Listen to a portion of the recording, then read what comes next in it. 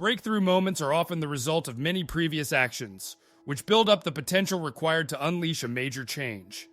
This pattern shows up everywhere. Cancer spends 80% of its life undetectable, then takes over the body in months. Bamboo can barely be seen for the first 5 years as it builds extensive root systems underground before exploding 90 feet into the air within 6 weeks.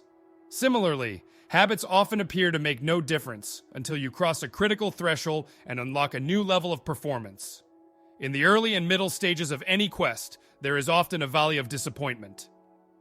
You expect to make progress in a linear fashion, and it's frustrating how ineffective changes can seem during the first days, weeks, and even months. It doesn't feel like you're going anywhere.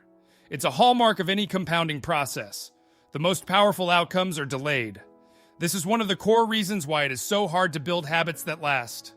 People make a few small changes, fail to see a tangible result, and decide to stop. You think, I've been running every day for a month, so why can't I see any change in my body? Once this kind of thinking takes over, it's easy to let good habits fall by the wayside.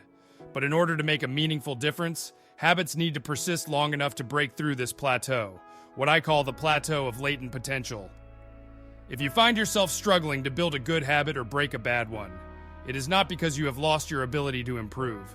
It is often because you have not yet crossed the plateau of latent potential.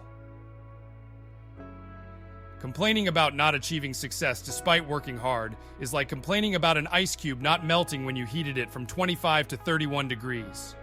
Your work was not wasted, it is just being stored. All the action happens at 32 degrees. When you finally break through the plateau of latent potential, people will call it an overnight success. The outside world only sees the most dramatic event rather than all that preceded it.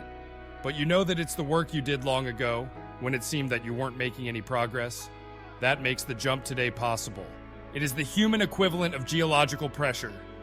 Two tectonic plates can grind against one another for millions of years, the tension slowly building all the while.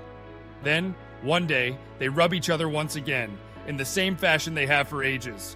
But this time the tension is too great. An earthquake erupts. Change can take years, before it happens all at once.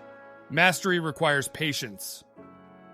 The San Antonio Spurs, one of the most successful teams in NBA history, have a quote from social reformer Jacob Riis hanging in their locker room. When nothing seems to help, I go and look at a stonecutter hammering away at his rock, perhaps 100 times without as much as a crack showing in it. Yet at the 101st blow it will split in two, and I know it was not that last blow that did it, but all that had gone before.